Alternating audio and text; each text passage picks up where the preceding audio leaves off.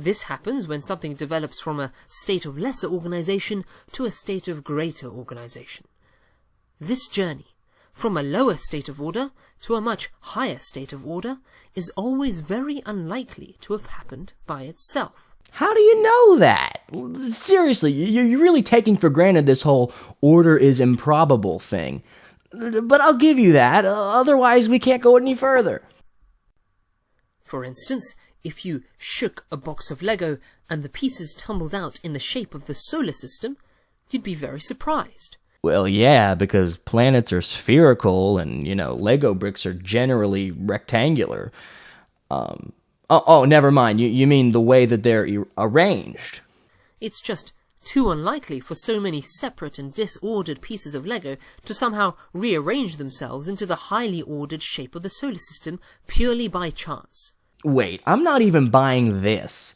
This is a terrible example. The shape of a solar system changes constantly based on where the planets are in their orbit.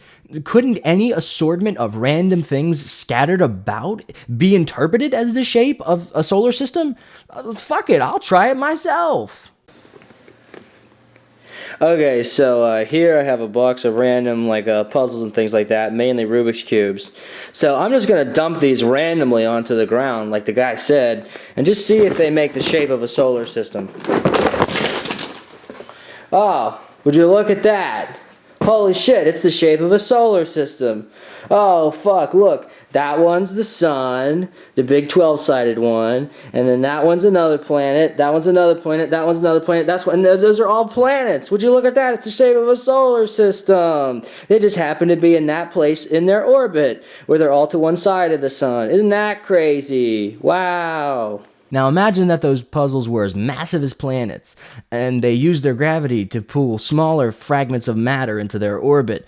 But of course the one that represents the sun was much larger than the others, so that it pulled the other ones into its orbit. It would look a lot like a solar system. The solar system... Oh, you meant the solar system, as in our solar system. Well, that's even worse. Let me demonstrate why. Now here we have the Megaminx. Check it out. Yeah. It has 12 sides. Suppose I roll it and see which color lands facing up.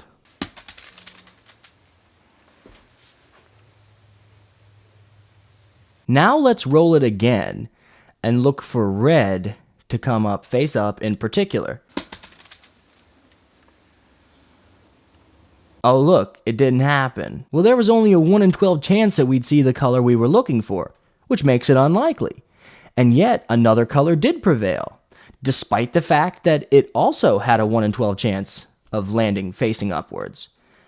This doesn't mean that God decided to make that color face upwards. It just means that one of them had to face upwards once the Megaminx stopped rolling. In the same way, after the Big Bang, the universe experienced massive amounts of matter accelerating across light years. Something was bound to happen, and the world we live in today is just the result.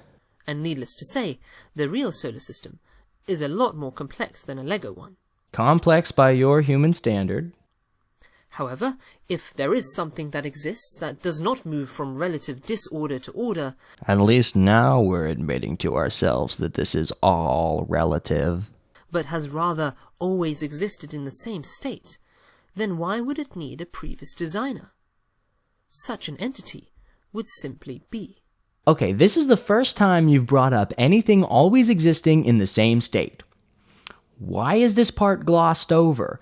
Because it makes no sense and can't be rationally explained?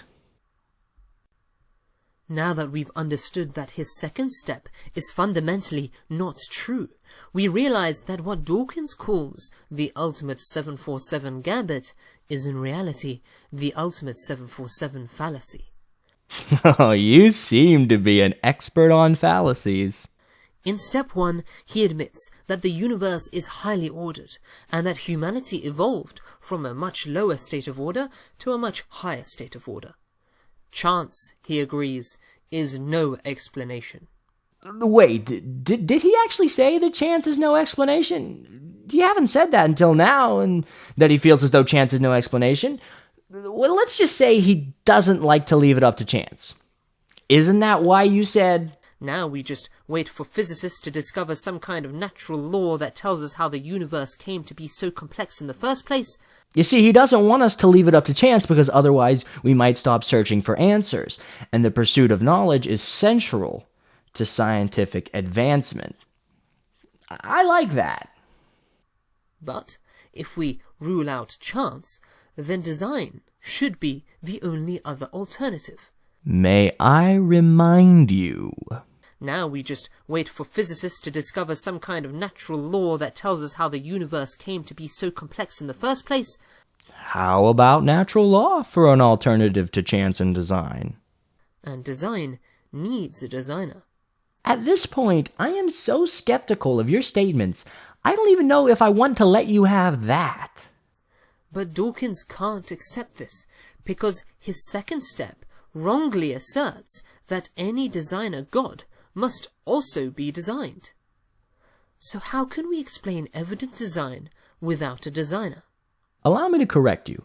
Dawkins won't accept this because he has not seen a shred of evidence supporting the existence of a designer. It is here that Dawkins brings us to his illogical conclusion. Step 3. Natural laws are responsible for the order in the universe. The creator is none other than the creation. Well... The creator is none other than the creation. Is a weird way of putting it, but I guess I see what you're driving at. I have no idea why this should be called illogical. Natural laws make nature what it is. How insane of Dawkins to suggest such a thing! Dawkins proposes that physical processes like natural selection can explain the high degree of organization found in the evolution of life and in the universe as a whole. But the delusion here is entirely of his own making. Let's take Dawkins's own example, natural selection. Oh, please tell me you guys are at least pro-evolution. It describes the interaction between the system of genetic mutation and the system of environmental change. Whew, that was close. If there is no designer, then both these two systems themselves could only have arisen from chance, and can only operate by chance. Natural law, natural law, natural law, natural law, natural law.